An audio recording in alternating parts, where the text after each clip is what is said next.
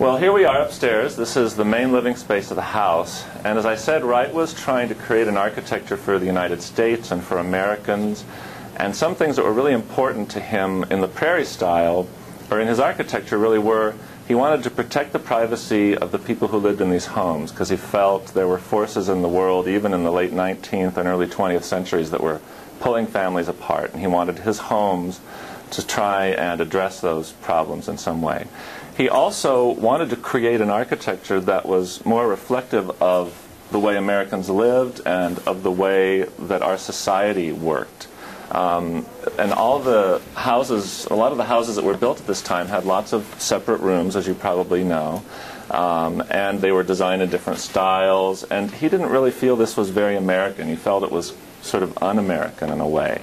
And that this kind of an interior where it's very open, where you can see through, you can actually see over and through the fireplace and around the fireplace, and where you can think of these rooms really as parts of a larger whole, is much more in keeping with sort of the way our whole country works. And in fact, if you think of the motto of the United States as e pluribus unum, which means out of many one, you get a sense that he's trying to inject that here into the house as well.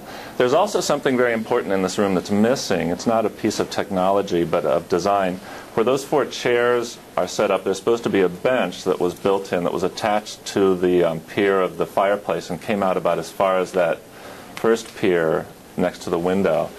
And it created an opening that was really just wide enough for one person at a time to enter through. And I think he did that because he was trying to give us a lesson about how democracy works, where we enter into civilization as empowered individuals, but we have to come together to create a society. And so he's giving us a civics lesson, I think, every time we come into the living room. We're still surrounded by all of his technology. You can see how he loved electric lighting. He used it in a lot of different ways in here. These globe lamps, there's also lights underneath all of the soffit panels around the house. And also every place where there's one of those very ugly light fixtures, there's supposed to be a wall sconce that was custom designed for this house. I can't find the number real quickly, but I believe there were originally 37 of those. We just have 2 right now, so we're going to have to reproduce all of those. There were also much plainer old light fixtures, wall sconces, that were used in the non-public parts of the house, and you'll see one of those in the butler's pantry when we go by there. The fireplace is very central to the house, and it's not only aesthetic for Wright. It doesn't have really any heating function, and it's so low, not much of the heat would get into the room, but it's an aesthetic function. For Wright, it was a metaphor for the warmth and light of family life. So there's always fireplaces in his homes, and in his own house he would often have fires burning even in the summertime, just because he liked how it looked and what it meant to him. But it's not only aesthetic, it also helps serve as the divider between these 2 spaces without actually being sort of a full wall. So you still feel a connection to the other space even though you're in this space. It's built out of a different material. The entire interior is these domestic materials that we're used to, plaster and wood and carpeting. But this is brick, and it's sort of this brick insertion that's been made into the house. So it identifies itself as different, and it also helps identify it and the purpose it serves as a very important structural piece of the house. This is really the big piece of masonry that all of these transfer beams that are on the full length of the house are resting on. And it's carrying all the weight of the house, basically.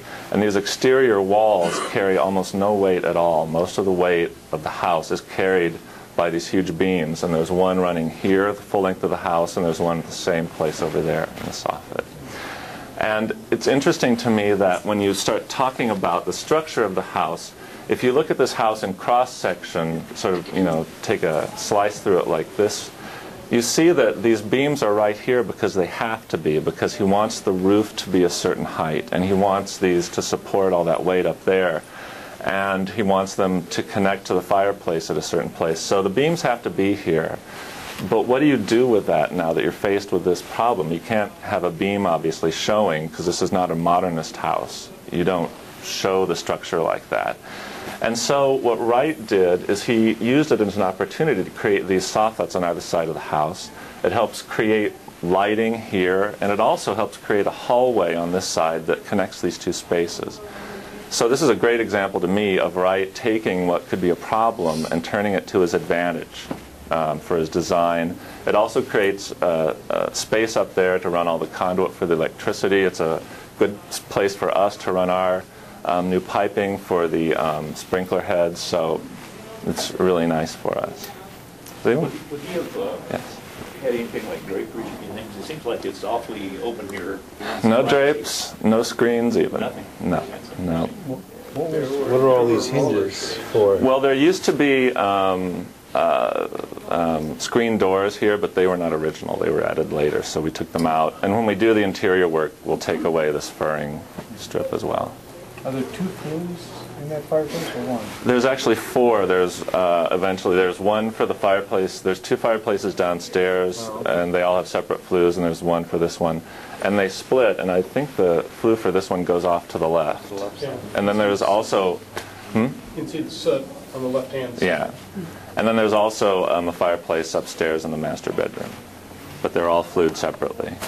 How did the fireplace burn? I mean, that sounds, there seems to be like knobs for gas. But Yeah, it was... I would think Wright would want logs. It was a wood fireplace, but it had gas starters built into it. Did he put those in? Yeah, that was part of the original house. Let's go on into the dining room. We've got another group right behind us, actually. If you've got more questions, I can take them in here.